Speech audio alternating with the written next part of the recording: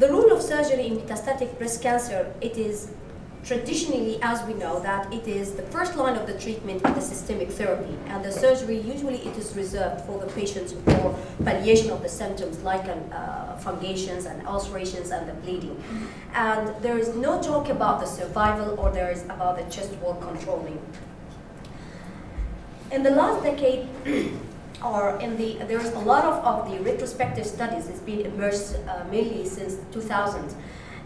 These studies all are retrospectives, and about more than 300,000 patients been enrolled, and about 40 to 60% of these patients, they are involved in the surgery. And part of these retrospective studies, it shows that the association between the surgery for the primary tumor, it is associated already with the survival. And a part of these studies, it is giving the opposite, and they are saying there is no association between the surgery and with the survival, or there is an association not because of the impact of the surgery itself, it's because the selection bias for these patients. I have some papers that I presented now that it's showing there is an association between the surgery and the survival. But before I start that, I will talk what is being written on the papers about the advantages of the surgery for the primary tumor in the stage 4 breast cancer. First of all, it's improving the quality of life and function for the patient, reducing the hematogenous seeding from the primary tumor, eliminate the resistant cells by resection of the necrotic tumor, improve the disease response to the systemic therapy, and delay the progression of the disease by reducing the number of the circulating tumor cells, and potentially it's improving the prognosis. And last is listing the harmful immunosuppressants from the tumor cells. A lot of data is being emerged showing the connections between the surgery and the survival. The first and the largest study, it's been published in 2002 by Dr. Sima Khan, and it is the largest database involving about 16,000 patients who they are presenting from the 1990 up to the 1993. And in this study, they conclude that the women who are treated with surgical resection with the free margins, when compared with those not surgically treated, they have a superior prognosis, and they have a better survival. Another study in 2007 for 409 patients, also they conclude for the surgical patients, surgical excision of the primary tumor was associated with a significant longer survival in this cohort study. Another study also, it's been also giving the same conclusion, that the surgical patient, for the 300 patients are involved, complete surgical excision of the primary tumor improved the survival of the patient with a metastatic breast cancer. But in other hand, there is another papers, still they are giving the opposite, and they didn't show any association between the surgery and the survival. And if there is an association, they are already put it for the selection bias, not because of the impact of the surgery itself. But before I start that, there is a theoretical talk about the surgery in a patient who they are stage 4. First, they are talking it's an invasive approach in a patient who they are no proof there is a connections between the surgery and the survival. Number 2, the main treatment is the systemic therapy, not because of the surgery. Third, it's because the surgery and the anesthesia, it is a trauma and can produce a cytokines that can compromise the integrity of the immune system. And the survival, it is already determined by the tumor burden cells, not because of the surgery itself.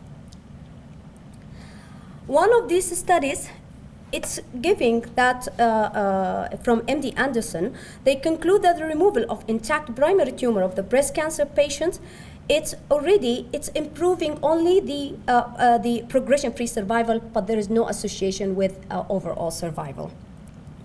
Another study, they are seeing there is a survival in the patients who they are stage 4 with a surgery, not because of the surgery itself, but because of the selection of this patient with ER/PR positive and HER2 amplification is because of the targeted therapy, not because of the surgery.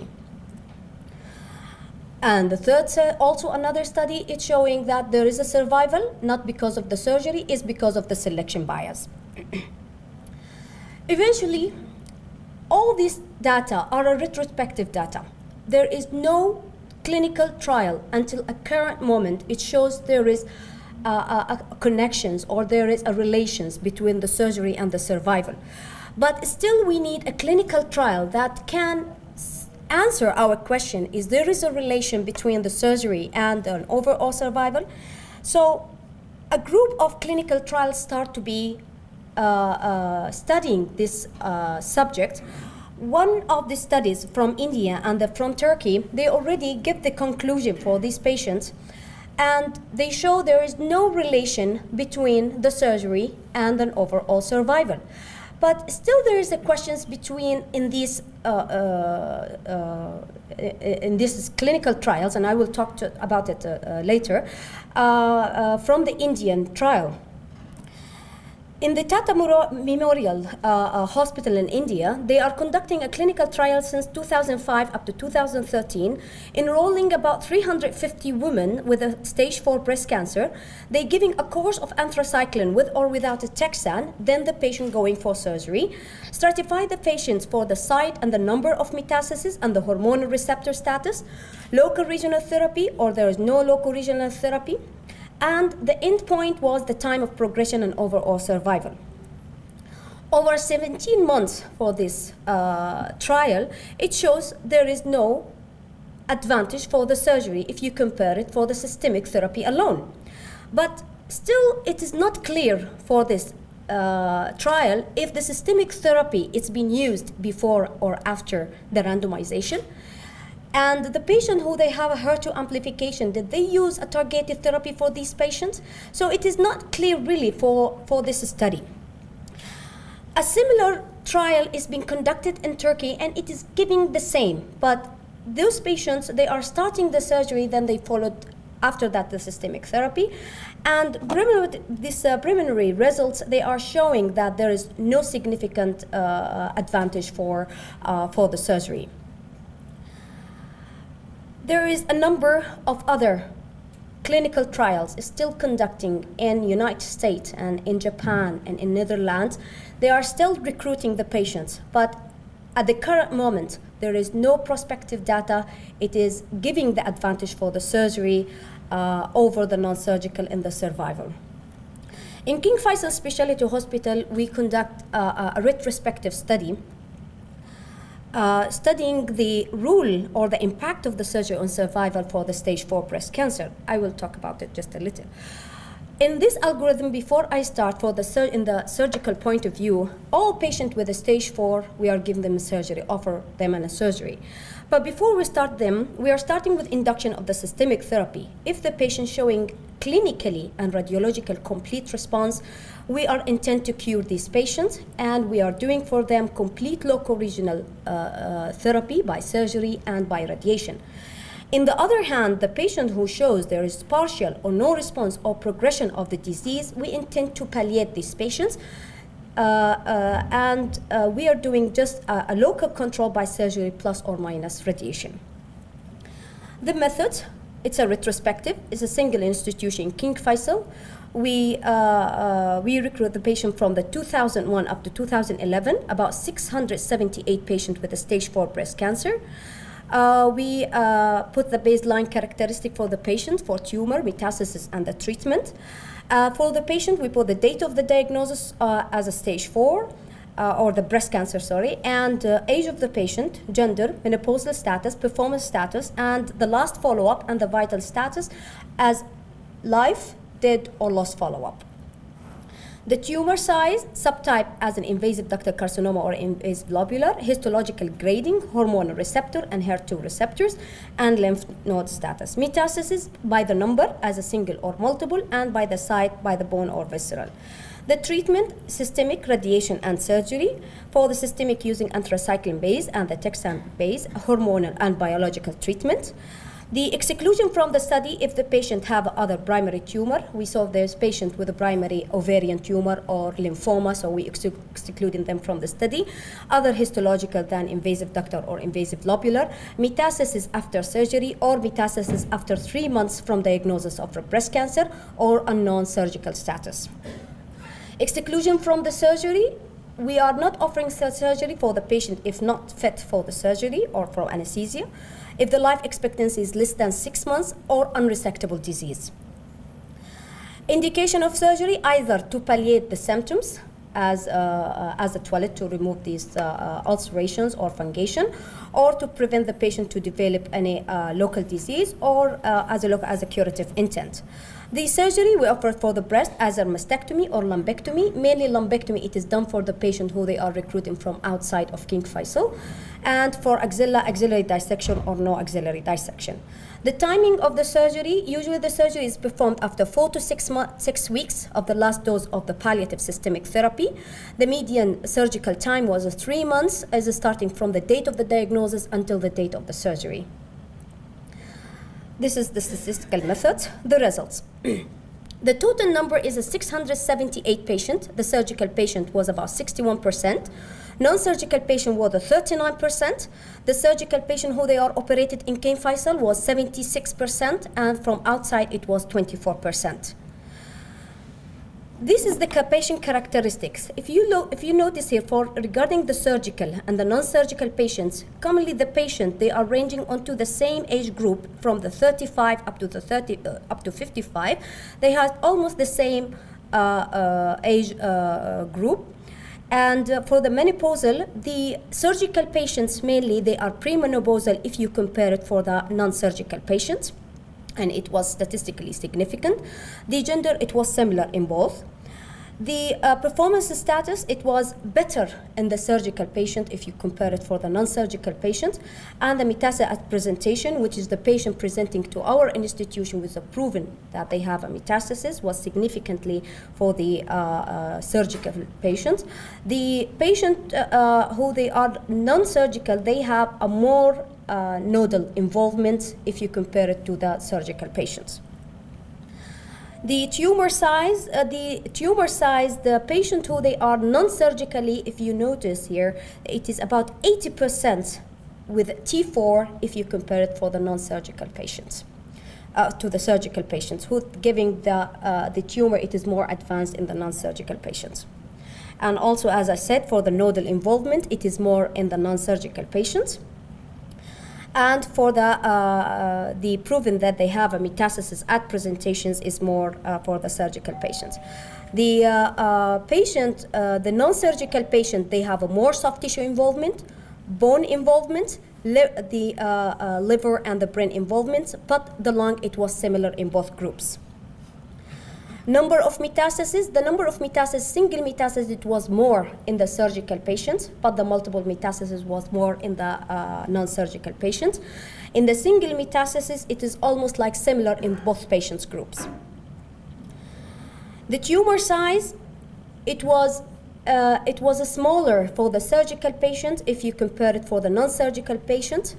And the median size, it was 6 centimeter for surgical and 8 centimeter was for non-surgical patient, which is giving the tumor, it was bigger. Histological, it was same. The surgical patient, they have a higher grade, which is grade 3. Interestingly, the surgical patient, they were more ER/PR negative than the non-surgical patients, but the HER2 was similar in both patient groups, and the triple negative was more in the surgical patients.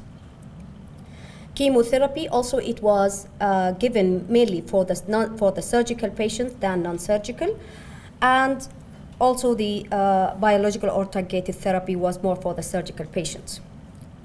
Hormonal therapy was more given to the non-surgical patients. Here is the conclusion. The total number 412 patients, the total number who they did mastectomy, it was 86%.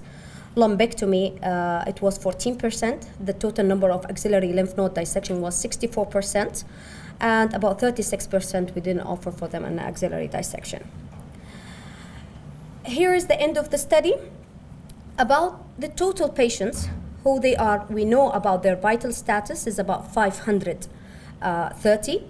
About 178 it was alive, and 352 of the patient was dead.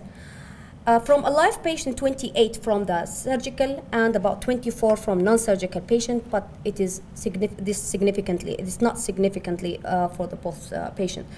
The median survival for the surgical patient was 3.1 years, which is about 37 months, and about 1.9 years, which is about 22 months for the non-surgical patients. The 3-year survival rate was for the surgical was 51%, and it's about 34% for the 5-year survival rate for the surgical patients, which is giving more for the surgical patients. Here's an overall survival for the surgical if you compare it to the non-surgical patients, which is better, or it is on behalf of the surgery. If we talk or focus about the site of metastasis, the single metastasis, they have a better survival than the multiple metastasis. And if you're looking for a location for a single metastasis, the bony metastasis and visceral metastasis, there is no significant between the survival between both patients. For the palliative therapy, either before or after surgery, there is no differences in both patient groups. Overall survival for the patients who they are, if you're looking for the tumor biology, ER positive in surgical patients, they have a better survival than the patient who they are ER positive in the non-surgical patients. And for the triple positive in the surgical patients, also they have a better survival than a non-surgical patients. The triple negative, there is no differences in both patient groups. Here are the univariate Cox regression models. It shows here the surgery and the ER positive and radiotherapy. They are showing they have a better, the patient who they are offering for them a surgery and ER positive and radiotherapy, they have a better survival than the patients who they are a triple negative, or they have a larger size of tumor, or they have a metastasis at presentation. In a multivariate Cox regression, still the ER positive patients, they have a better patient who they have ER positive, they have a better survival than non-surgical. They have a better survival than the other patients. And the metastasis at presentation and the tumor size or bigger size of the tumor, they have worse survival than the other patient. And still the surgery, it is independent prognostic factors in these patients. After adjustment for these factors, for the surgical, non-surgical, and it shows there is a minimal differences from the adjusted and unadjusted graph, and still the surgical patients, they have a better survival than the non-surgical patients. If we're coming back again to the retrospective studies, we are keeping our study at the last, and it's almost showing what is written before. But because it is a retrospective in nature, and the selection bias, it is unavoidable. And still, we cannot guarantee that this advantage on the patient, or they are a surgical group, is due to the impact of the surgery itself. But still, the randomized control trial, it is needed to answer our question if this is because of the surgery itself or not. But still, we have recommendations. Our recommendation to offer the surgery for all patients with a stage 4, either as a curative intent to prevent this patient to die with a local disease, and as a palliative to give a quality for their lives. Raising a question about the and answer as well, because it's long session, we allow 2 questions for after every speaker. So if you have any questions for Dr. Abdulrahman. Actually, can I ask you to begin? Yes. So if I have metastatic breast cancer with a 2-centimeter lesion on the breast and 5 centimeters on the liver, which one should I take? First, those patients who they are having a metastasis, I will offer for them this systemic therapy, and I will see the response after No, that. they get the systemic therapy, both have responded. With a large mass on the liver, a small mass on the breast. And only a single mass? Only a single mass. Which one should I take? Usually we are giving, of course we are going for the primary tumor. So, I'm sorry. Because- I agree with the argument. I should argue you should put after the bigger one, which then leaves the tumor and the tumor cell. I mean, if we have control trials. What is written that any metastatic single metastasis we are giving after systemic therapy, we are giving up to 1 year. After 1 year, then after that, after the surgery and after systemic therapy, and still is there that I can remove that only single metastasis. Thank you for a very nice review. I think this is retrospective data always going to be, I mean, perplexing and difficult to interpret. You probably selected your winner ahead of time. I mean, you've selected the one that have low tumor burden, True. selected the young, selected the good performance status, selected the one that have a good response, and you excluded all the other factors. True. So at the end, you've selected the one that you expected to win, and then you said that they perform better. This is always going to be, I mean, confounding factors, Yes. and we would never be relying in a retrospective data, which the biases is so clear from the start, isn't it? True. Yes, that's what I said about the selection bias, and it is something unavoidable. If you go backward like 10 years, you cannot avoid. Still, the surgeon, he is selecting the patients who they have a better performance rather than the patient who they cannot go to under anesthesia. And we cannot offer the surgery for the patient who have the brain metastasis because I know the life expectancy is less than 6 months. So you're right, and I'm with you that these patients, they are very much selected, and the selection bias, I cannot exclude it, and it is unavoidable for all this retrospective data. That's why they are going into the clinical trial to prove that the patient who they have surgery, they have a better survival. Which was not proven. It's not proven until the current. There is We have nothing is to- proven. True. We have 2 negative studies. I think, to give more weight to a retrospective against 2 randomized trials is something we have to be careful with. We do it sometimes. We do take the primary in certain, cases. Yeah. But I think we have more weight towards no effect. True. And we have to admit this.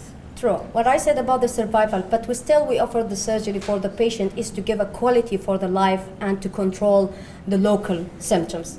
But regarding the survival, it is a controversy. Fully agree. Okay, thank you very much. Oh, yeah. Thank you for your nice presentation. I want to ask about the value of axillary lymph node dissection in metastatic disease like this. Yeah. If I have just to do palliative surgery to let mastectomy, what's the value? It is metastatic already. So I just give the patient increase the morbidity and the mortality of axillary lymph node dissection. Yeah, thank you very much.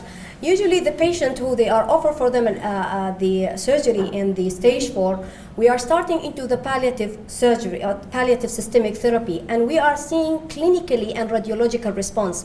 If the patient showing clinical and radiological response, we are offered them a local and regional control by the mastectomy and the axillary dissections.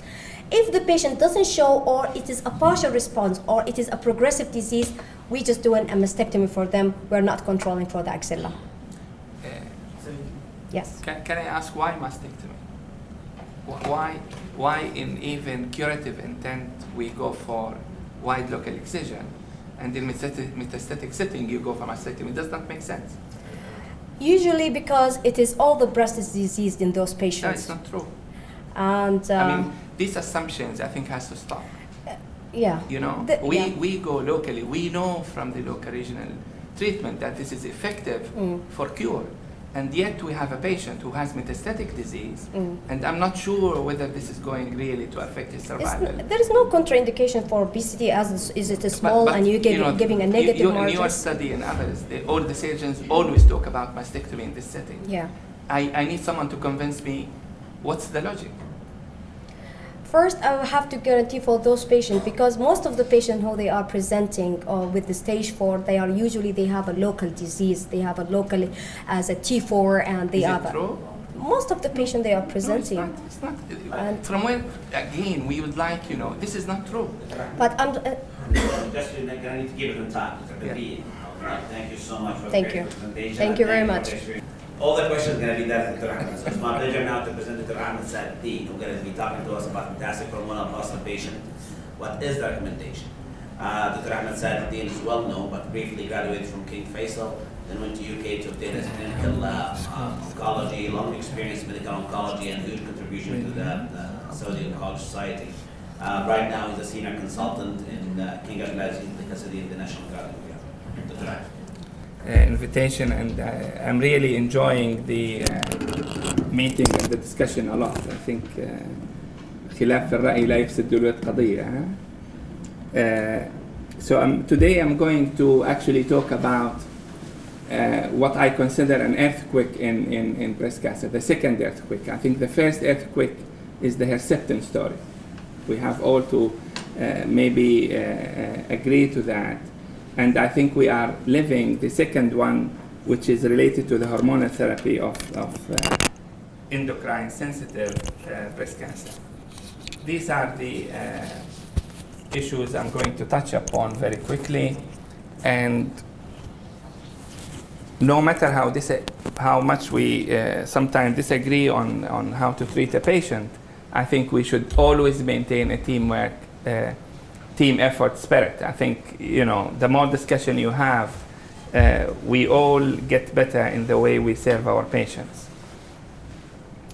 It's a common disease. I think endocrine-driven tumors, as you can see, breast and prostate are the leading causes of incidence and mortality in humans.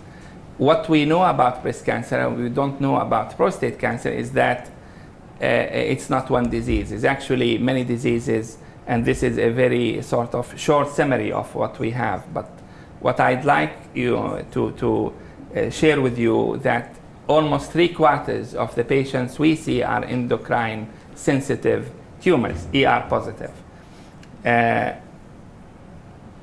You see sometimes people talking about 55, others talking about 75, 80, and the reason for this difference is actually how do you find your ER positivity. It used to be 10%, and now it is only 1%. So it depends what definition do you get. You will end up with the figures between 65 and 75. As I've mentioned, the Herceptin actually story was a success story. Even in metastatic disease, the blue line is the Herceptin patients. And I think the red line, which is the ER positive tumors, their survival is improving. But if you look at this, ER positive tumor is still below the Herceptin curve, which is something new to us. We always thought in the late 90s that HER2 positive disease is a bad disease. But because we know how to treat it, it turns out to be a better disease now. So I think what we are living in the coming 10 years maybe is moving that red line up to be ahead of the HER2 of the blue line. And I think we have done some effort to that effect. This is our latest registry, so breast cancer is number 1. You see some differences in the age-adjusted ratio between different countries.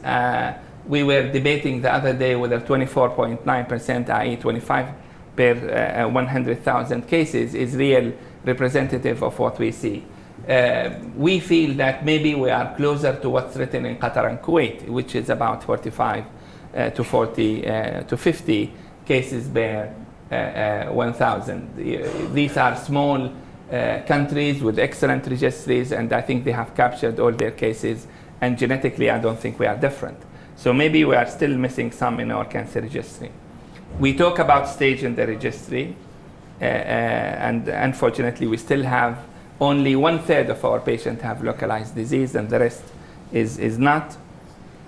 We talk about the histology subtype, which is good, but unfortunately we don't mention at all anything about types of breast cancer what we see in our cancer registry. So we don't know yet in our cancer registry how much ER positive, how much triple negative, and how much HER2 positive disease. And I think we should have this hopefully in future. Why is that? Because as you can see, hormone sensitive tumors is not only in hormone positive disease, HER2 negative. In HER2 positive disease, you might have some ER positivity as well.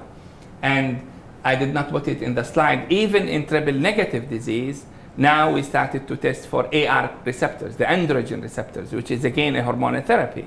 And we can see few cases with AR positivity, and we need to learn how to treat these patients with hormonal therapy. So I think hormonal therapy can touch on all subtypes of breast cancer with no exception. Yesterday, we have seen from Dr. Mohsen some talks about luminal A and luminal B, so this is not a new news. Luminal A usually is a low proliferating disease hormonal positive, and luminal B is more proliferative.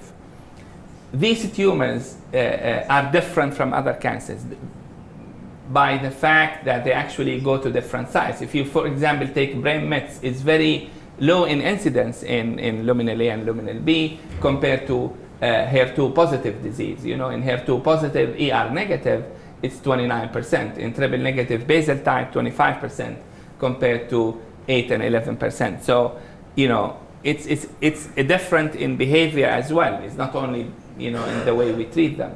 And look at the bone mets, for example, in luminal A. Almost 70% will present with bone metastasis, 70 compared to 39% in triple negative. To the contrary, there is more lung and liver in the other types. So again, we need to know our enemy very well in this case. Their response to hormonal therapy is different. You know, luminals are not the same. In luminal A, compared to luminal B, responding to tamoxifen is also different. So we don't expect the same effect of hormonal therapy for these tumors. Again, when we talk about hormone-positive disease, there's 4 categories. You know, ER/PR positive, you get the best response, less in ER positive, PR negative. ER negative, PR positive, I'm one of the believers that this group actually does not exist. I don't think there's a tumor which is BR positive and ER negative. So it's important. And I think this is also important to realize that 1% of positivity in ER receptors qualify for what we call hormone-sensitive disease. And there was a lot of talk about why did they cut down from 10% to 1%. One of the explanations that although 99% of the cells will not have the ER signaling, if you disturb the 1%, you disturb the intertalk between the whole cell population and you end up with some activity. But that activity is never the same. This is, I think, an important statement here that strength of ER expression is important. It's important for prognosis and it's important for outcome of therapy. So we have, I think, to keep that in mind when we prescribe hormonal therapy. If I see a patient with ER positivity 90% plus 3, it's not like 5% plus 1 or plus 2. We know that, although they are both hormone positive tumors. Again, when we treat a patient with metastatic breast cancer and hormonal or ER positive disease, what I'm trying to achieve, the patient, of course, always will think about life, you know, improving his survival. We should have the same goal, but we always know that really we cannot cure these patients. We know that, yet unfortunately we cannot say this. So we need to really maximize their quality of life and life as possible and try to give the best treatment with the least side effect. And that's why you see in the clinical trials the outcome varies from response rate into time to treatment, progression, overall survival, and quality of life. All these are important to us as clinicians. You have been through history as well. Yesterday, we know that the hormonal therapy in the first 50 years there was nothing, just oophorectomy, surgical estrogen deprivation, which was followed in 1975 with aminoglutathione, the first medical estrogen deprivation. Then aromatase inhibitors came along, and the receptor blocking of receptors through stilbestrol initially with very high dose, tamoxifen later on, and most recently fulvestrant, which a drug I think will really change a lot of what we do currently in breast cancer, and I'll talk about it more than other drugs. So this is more busy slides, showing us there was a lot of changes in the last 10 years when it comes to hormonal therapy, whether alone or in combination. Again, this is some history. We moved from no adjuvant therapy into adjuvant therapy with more than drug, aromatase, and tamoxifen, and now in metastatic we have many options. just a little word about tamoxifen and fulvestrant. Both are androgen receptor blocking agents, but the tamoxifen is a partial inactivation or inactivating drug to the receptors of AF1 active, and AF2 becomes inactive, while fulvestrant actually deactivate both subunits of estrogen receptors. So there is no transcription of the tumor cells at all. It actually binds, block, and accelerate degradation of the estrogen receptors, which is very interesting. On the other hand, aromatase inhibitors block the production of estrogen through either steroidal or non-steroidal compounds. Anastrozole, letrozole, and exemestane are the ones we are familiar with. These are the response rate to these medications in general. And as you can see, between oophorectomy and tamoxifen, there is no difference. Even in the last 70 years, we did not see really any great difference in the way we treat breast cancer. Till the aromatase inhibitor third generation came, the response rate jumped to 40 to 45%. Recently, we started to see the figures of 50 and 60% with fulvestrant in a response rate. So one can ask, what is the difference between tamoxifen and medroxyprogesterone acid or aminoglutathione? The main difference was why this drug was used is the side effect and the easiness of use. It's not actually the response rate, it's not the effect on survival. It became the standard of care because of side effects values, while in the new medications, whether the third generation aromatase inhibitors or the estrogen receptor downregulators, having, as I'll show you, better outcome. Now,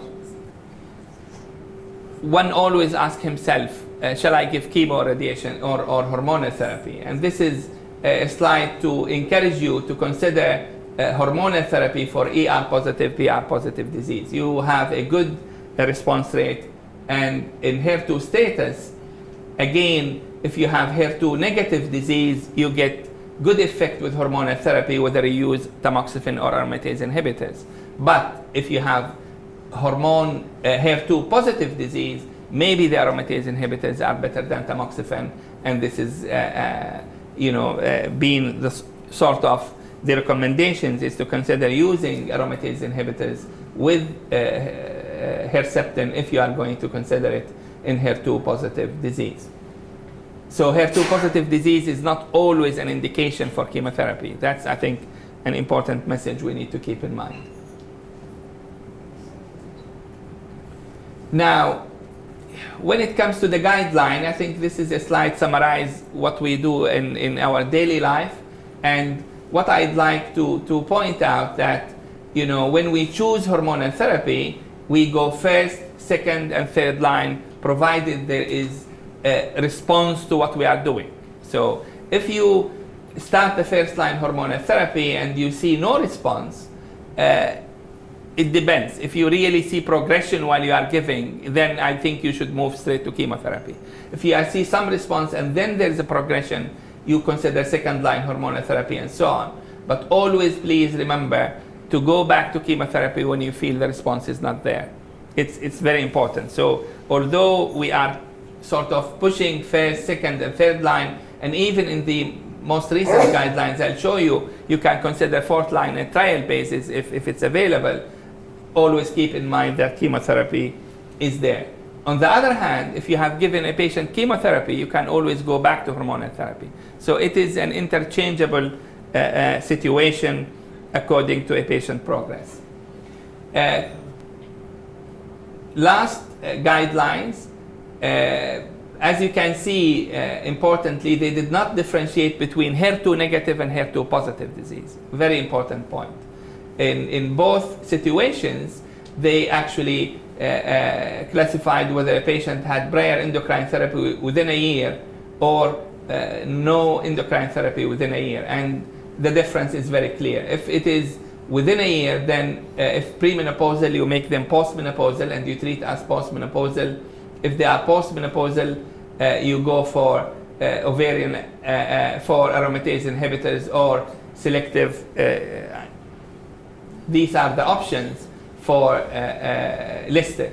So for postmenopausal patients, non-steroidal or steroidal, or exemestane plus Afinitor, or fulvestrant, or tamoxifen, megestrol acetate, estradiol, and floxyprogesterone as well.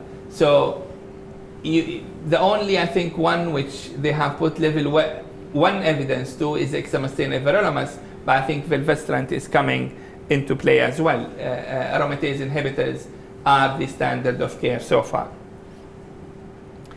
The same has been mentioned by the most recent ESMO guidelines. They have actually, this is for postmenopausal aromatase inhibitors, and they included fulvestrant high dose as an option. And the addition of everolimus to an aromatase inhibitor as a second line has been put with it is bronze and cones with 1B level of evidence. What was noticeable is actually 100% of the voters have voted for this as a second line with this level of evidence. Why fulvestrant is a different drug as you know, as a pure anti-hormonal therapy? I'm not saying it should be used alone in future, but this drug has been compared to tamoxifen and estradiol in the first line and second line with the 250 milligram, and there was no difference. So it's an active drug in that setting, not less than the others. When the dose was increased to 500 milligram, and remember, we always use hormonal therapy with fixed dose. Tamoxifen fixed dose, anastrozole fixed dose. So we don't have a drug in hormonal therapy with a dose response curve. I don't want to go into the preclinical data, but this is a very clear clinical data to show you that this is the only hormonal therapy where when you increase the dose, you get a survival advantage. And this is the only hormonal therapy which have given survival advantage in the metastatic setting. So it's a very interesting story, actually, that the same drug, when you increase the dose, hormonal therapy, you get better overall survival and PFS in the second line setting. So they have started a phase 2 trial, randomized as a first line compared to the standard treatment, which is anastrozole, in the first study, which was recently reported. And look at this. The hazard ratio is 0.66 with a p-value is 0.01. Clear separation from the beginning, from the starting of the curve. The separation is there, and it was almost maintained. And look at the median survival, almost double.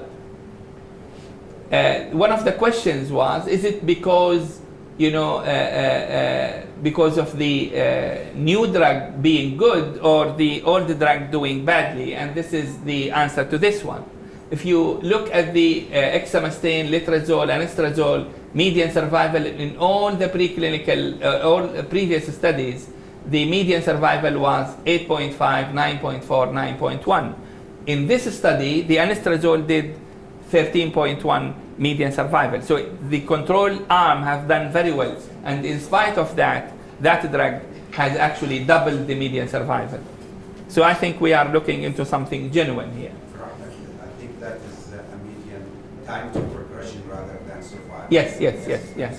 Sorry, yeah. The overall survival, again, through the same study, is 54 in the fulvestrant versus 48.4 with hazard ratio of 0.7 and significant p-value. So it improved BFS and overall survival in a phase 2 randomized study in all subgroups, and that was the same. So that is why this study is running as a phase 3 to confirm the phase 2 data, and I think we are waiting for this study to be reported soon. So that is touching on the first line endocrine therapy. We know that aromatase inhibitors for postmenopausal are the case. Is it going to remain the same? I think it's going to be changed soon. My feeling that fulvestrant will be a better drug to use in this setting, but we have to wait and see. Now, what about combining hormonal therapy with the biologics? And I think this is the second, this is what's going to push the red line up. It's not the hormonal therapy alone, it's combining hormonal therapy with something else. And we have seen, the mTOR pathway blocking by Bolero-2 primary survival data. When exemestane was used with Afinitor, the probability of event here has improved from 4.1 months to 10.6 months with a significant p-value. Again, a very important concept. Adding hormonal, biological therapy to hormonal therapy improve the result. And this was evident across all the subgroup of patients, but the main issue was the toxicity of this compound. So I think we need to learn how to deal with these toxicities, and yesterday there was some talk about it. And it's a big topic, but I think it's very important to know that these sort of biologics are here to stay. Last thing is the new biologic which is coming, which is the CD46 checkpoint inhibitors have been shown. Again, look at this separation between the curves. From the very early on, you see an excellent separation in the Paloma trial when you add letrozole to palbociclib. Our feeling also that this separation in lines will be proven in a phase 3 trials, and I think it will change the face of the way we look at treatment of hormone-sensitive disease. And genomic medicine being possible now is going to change the landscape of the way we treat. And the take-home messages to me, the outcomes are different for AR-positive breast cancer from other tumors. The original precision, personalized, targeted as one size does not fit all is actually applied to hormonal therapy as well. So we need to look about the type of hormonal therapy you are going to use according to age and molecular profiling of patients. We need to link anti-estrogens to other pathway, and I think this is what have shown very significant impact, and I hope we will see the application of this in the clinic, and I strongly believe that we will hear more and more as we learn much more about genomics in medicine. Thank you very much. You are a great presenter and great communicators. I think the floor is open for a few questions. Putting the mechanism of action of fulvestrant in mind, so why fulvestrant was not tested in premenopausal females? I find no contraindication, though we don't have any single data in premenopausal. So this is number one. The second question about the Paloma trial, this medication got the FDA approval with a very weak evidence, phase 2 study. So tomorrow, if you have a patient in the clinic, are you going to prescribe this medication, or will you be waiting for the phase 3 data? Okay, I respond to the first one. I think you are absolutely right. I think this drug will be for both pre and postmenopausal. We don't have data, so this is the issue. Yeah, The company is not. Yeah. But methodologically and the way it's like tamoxifen is a better tamoxifen. That's fulvestrant. It's blocking the androgen receptors, so there's no reason why to use it in fulvestrant. I think they are considering using it. It's a long story. Fulvestrant has been on for 25 years. It started, then it was dead because the 250 was similar to everything. People were working about dose response curve, and they have proven that there is dose response effect from 1995. And I don't know why the company did not push till recently the 500 milligram. And maybe we will see that 750 might do better even. Okay, so there's some studies on 750. That drug is unique in that regard. So I strongly believe that it will be in premenopausal as well, but we have to wait. The second point about, I'm a great believer of concepts of medicine. When you see a curve like this with a good, biological explanation, I'm not going to use it like this. I'm going to use it in a clinical trial. We have already applied to participate in any clinical trial involving palbociclib. So I'm quite happy to put patients on these trials, but we have to wait for evidence to use it routinely. So yes, we will use it in a context of a clinical trial, being part of a national trial. Because the data of PARP inhibitors before was very exciting in the phase 2, and then in phase 3 it came negative. But PARP inhibitor was not PARP inhibitor at the end of the day, as they have said. So maybe it's a different story. I mean, CD4, look, there's two compounds. Both of them are proven to be very good. Again, so I think mTOR inhibitors, CD4 checkpoint inhibitors are here to stay, and we will learn more about it. Dr. Abul Khair. Thank you, exciting as always. Thank you.